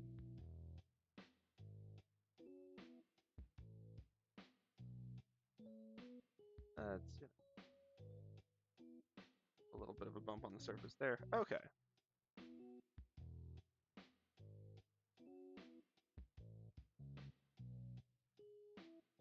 Likey doikey likey. Then I guess the only remaining things to fix are a couple of the feathers that got a little ruffled when I made the shift to ink. Then I think we're actually going to be in pretty good standing on this one. I'm not going to do too much crazy with it.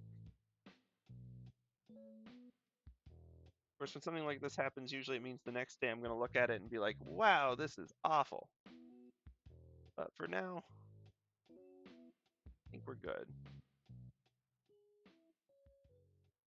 I need to move. I need to simplify the heck out of that. Okay.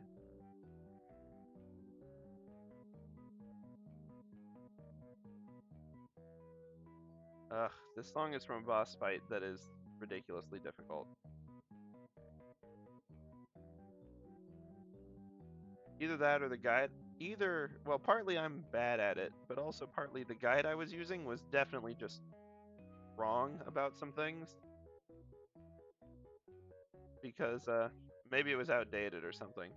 I'm not above admitting I tried to use a guide on this one. I'd fought it legit a bunch of times, not beaten mine, but attempted, and I was like, okay, I need some guidance about what the heck I'm doing wrong. And I don't think the guide was correct either. Okay, this looked like halfway decent in the sketches. Where did I go wrong? Or maybe it didn't look halfway decent in the sketches, and it was covered up by the kind of the blurry sketch art. That's super possible.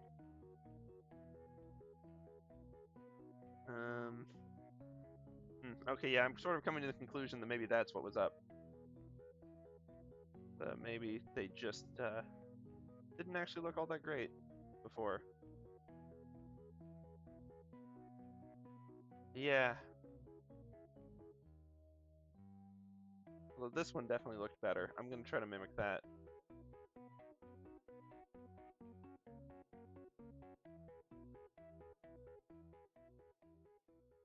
I'm removing the inks that are behind it. Follow that, tracing it as though we're in a children's drawing book.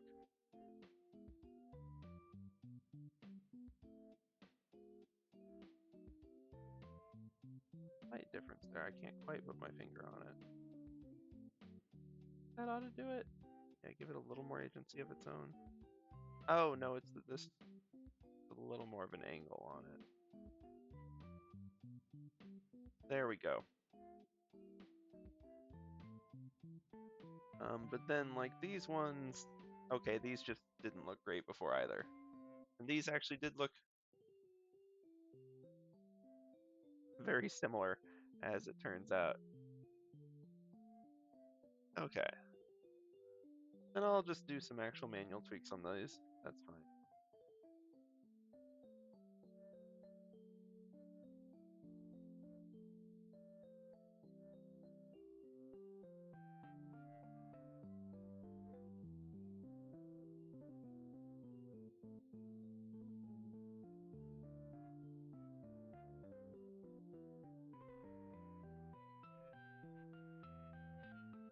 And to do feather clusters is proving more difficult than I'd anticipated. Maybe we just do like a lone feather there and then like another one over here. That works a little better. Okay, yeah. Okay. We'll just sort of it over a little bit.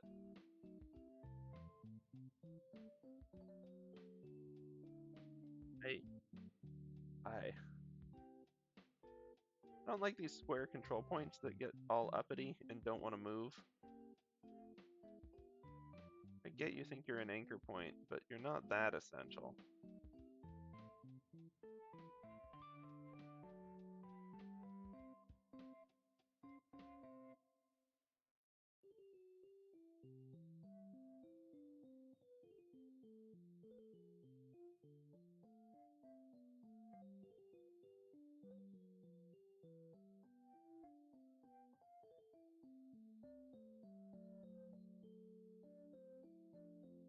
Trying to get these to stop looking like little animal mouths reaching out to nip it like a coin you left on the ground.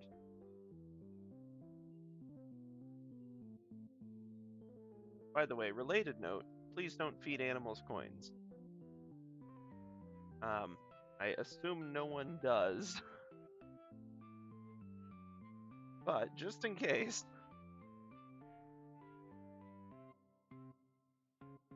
I'm just going to do the same thing we did last time. I'm going to follow along. Actually, that sort of helped a little.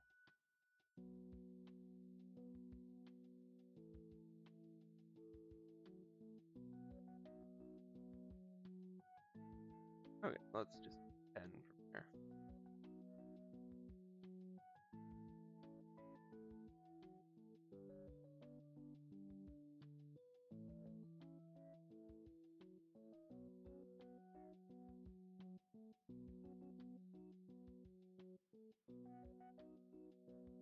Okay, and then let's see how that looks. Definitely different. Not 100% good. That's the problem with the slow lines, is you get all the sort of warbly wobbly. But I am down to get rid of some of the nonsense in here. Weren't looking amazing to begin with. I don't know why that's ending up so like thin compared to this.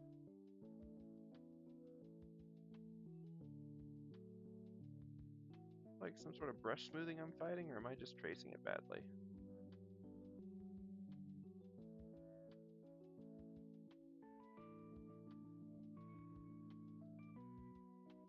Or both. It could easily be both.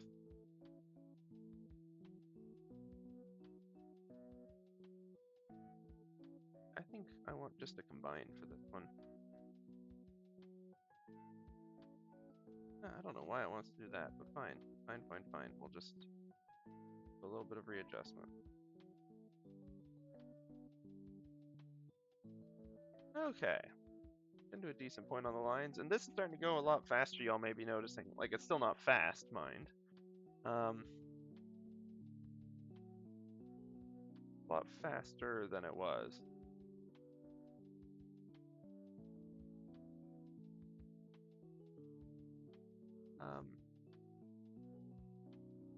No, Microsoft, I in fact do not want to see whatever nonsense you're attempting to show me. Go away. Okay. I think we've got the inks. Let's start on some color flats. So we can do some fills. So let's look at the colors we're actually working with here. Last 15 minutes or so.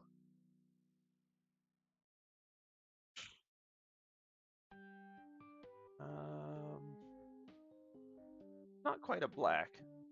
A lot of that is sort of lighting, but even the base color is definitely more of a like darkish blue. Almost like indigo-y type, somewhere in here. Oh, right. Preferable to have this below the ink. No, honestly, a lot of it's even like kind of white, and that's almost in the shadows. So maybe I need like a paler, like a grayish blue, really. That feels more correct somehow. On that for these little bits too. This bit here. And I think I'm honestly liking it for the claws as well. Or talons, rather. For this. Okay. Now let's think about, we've got sort of like a beigey, well, honestly, the background tone is pretty darn close for this. Which is a little weird. But I do want to make sure that I've actually got it proper filled in for this layer, so that if somehow I turned off the background, it would still be there. And then we want our accent to be a sort of softish orange. Nothing crazy. Kind of a vague fallish tone. Try this one. Let's see how it looks. That looks pretty darn good with the blue, I'd say. It's not quite the original reference orange, but I like this as a sort of fall tone. It works well for the leaves. I guess I should have cleaned this leaf up a little bit too before I did that. Oh well.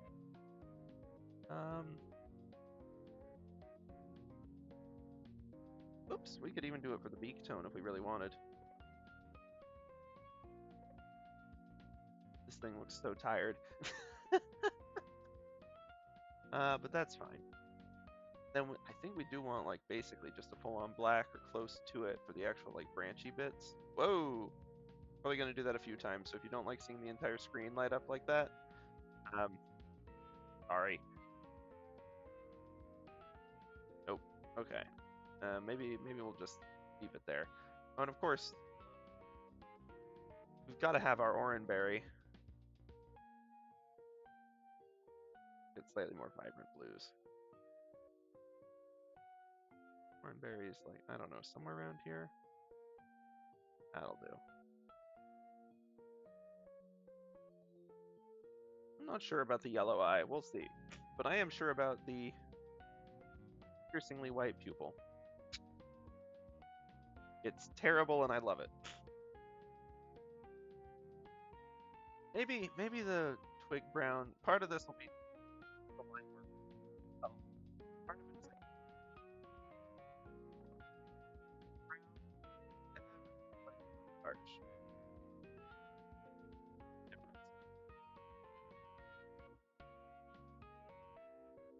Okay, well, but I do like what that's done with the leaves. Um, I don't want to work it into some other places on the drawing, to be honest, like this golden color. Doing good things, and maybe we could nuzzle some leaves into other places on the cloak. Yeah, let's do that. Let's add a little bit more detail for some leaves. Oops, I do want to make sure the actual line work is still black.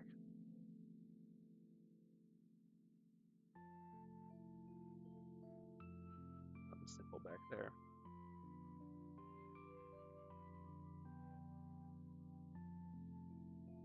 It's a really nice accent color, honestly.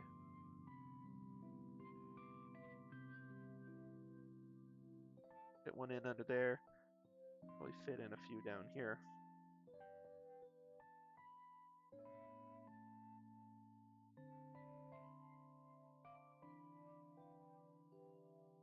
There. Clean up some of the ends just real quick.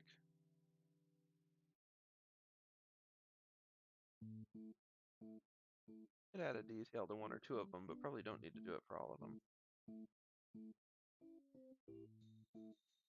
Okay, and then getting back to our flats lever layer.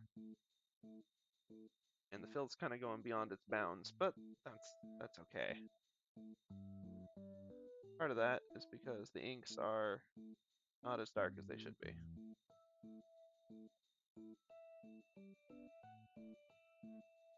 We ought to get like a little bit of this going on. Maybe the claws should be this yellow too, honestly. Talons, is that going to be too much?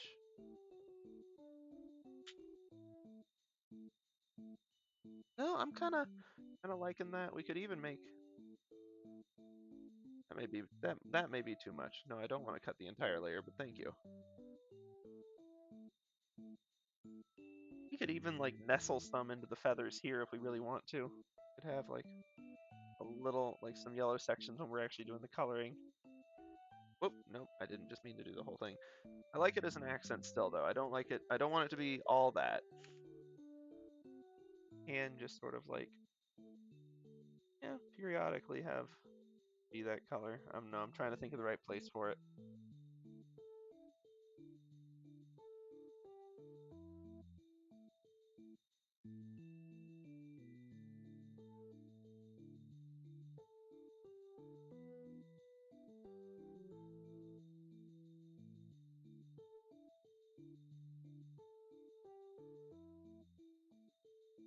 Eh, we do just add a few more via ink down here.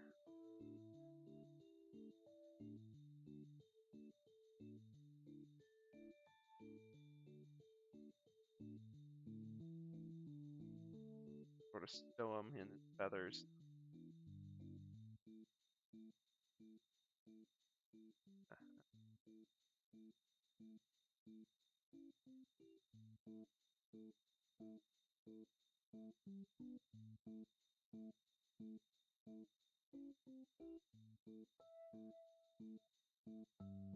Try to get like feather layers here and then have one sort of peeking out maybe. Whoa, nope. Found the grab tool. My bad.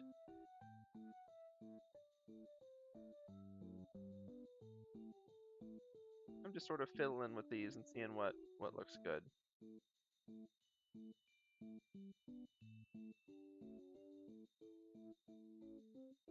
Oh, I'm doing all that on the flats layer, aren't I? Ah, rats. Okay. Let's copy those on the ink layer.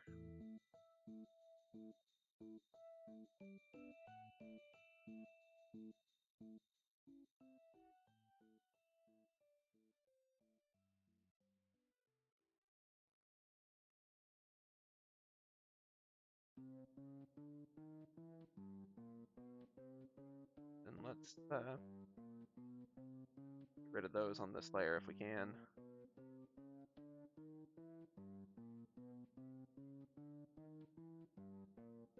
Here we go. Now I can use the vector erase to clean up some of this.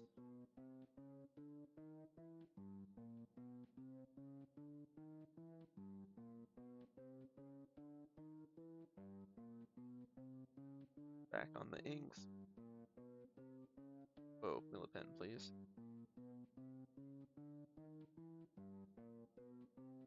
Oh, I have once again hit the wrong button.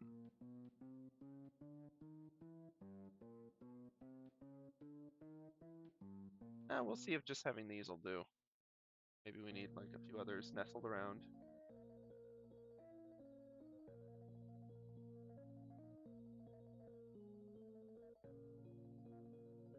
We'll see. Let's go on the flats layer. Let's add a few more, I think. I'm liking the vibe of this guy. Oops.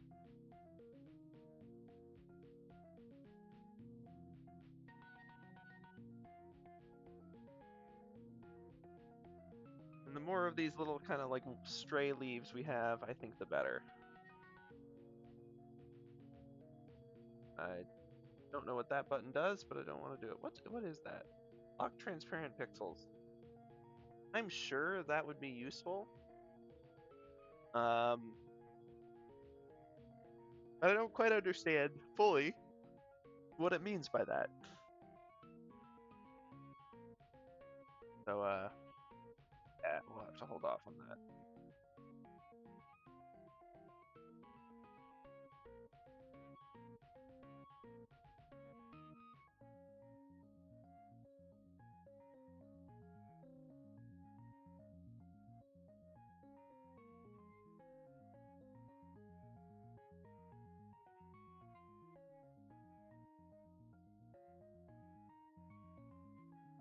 But I'll actually have like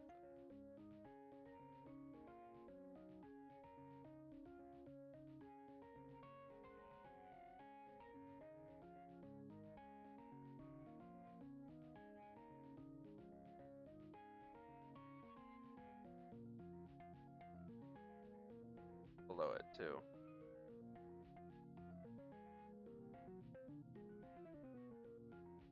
Yeah, this little guy's sort of coming along. It's not exactly the same as the original, but that's okay.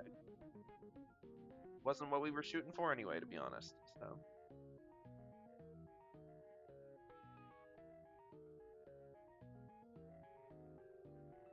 Nope. Let's go to the inks layer and get the right color.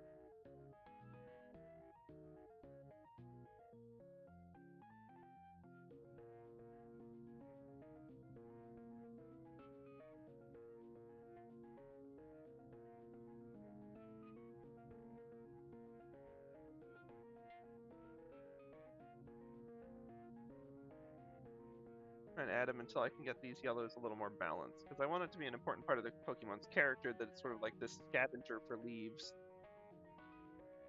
It could fit in with an ability. I think it could fit in with some other stuff. Like this. I mean, I say this is new Pokemon. Obviously, this is, Murkrow. Definitely not Murkrow that stole a Miss Magius's hat and filled it with like random leaves and feathers it found. But it's fine, really. That said, I do think I'm probably going to wrap up here for tonight. I don't think it'd be wise for us to jump into shading and all just yet. Let's leave that for a new day. So, yeah, we've got ourselves an ominous little walking bird. Lovely, lovely Murkrow as whoa, whoops, put that back. Oh, I've got a button pressed. That's whoops. Nope. Zoom out a little bit though, so we can actually see the finished thing. And yeah, looking at it next to the ref. Whoops. As I hide the ref permanently. Not bad. Not bad. I'm pretty happy with that actually. I think we've got it in a style where it could be a Pokemon. Unless I had too much detail with the feathers and the leaves, in which case we may have to hold off. But like, generally speaking, it's not completely out of place. I guess if I really wanted it to look like a Pokemon, I'd either 3D model it or I'd like put some sort of pixely filter over this, or just be doing it in pixel art. But like I mentioned, Blender is coming, but it's not here yet, and definitely not for super complicated, rounded, organic shapes like this. Um, so perhaps instead of that, and I don't know of a way to do a pixel filter, although I'd love to do some proper pixel art. It's a whole different art from normal drawing. Like there's some overlap, but like the skill you need in learning how to do detailed lines and represent an awful lot with an awful little is really, really unique. It's a cool art form. I love it. It's not one I have much practice with, and it's not unapproachable. But pixel art is a little trickier than it looks. Still a good entry way though. If you want to like learn art in a sort of different format, like you've tried traditional stuff and it's like it's not working for you, give that one a go. It's sort of a different mindset. A lot of good guides online on how to get started with that. And there are voxel art tools now. So sort of like, if you think about pixel art tools, you're literally like just like, I don't know, placing a single like square as you go, and it's just like a consistent square. It's not like this mess. That looks kind of nice and balanced, but it's not what it is. But like voxel art is basically, it's a little like Minecraft to be honest. You're actually dealing with the cubes, and then you can export just finished voxel creations. There's a really nifty one that's free called Magica Pixel, or maybe Magica Voxel. The second one would make more sense, wouldn't it? Either way, I've messed with it a fair bit a couple years back. A lot of fun, that one.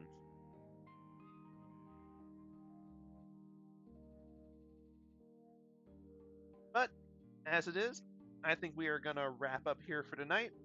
I'll put together a video thumbnail and all that jazz, get this VOD uploaded this evening, like we do. And once I stop the recording, we'll go and figure out a raid. Because I realized that if I don't stop the recording, I accidentally record the channel of who I'm raiding, and I am not posting someone else's content without asking. That ain't cool. So, instead of doing that, I'm going to go ahead and wrap up the recording here. So, bye bye to everyone on the VOD. We will see you next time.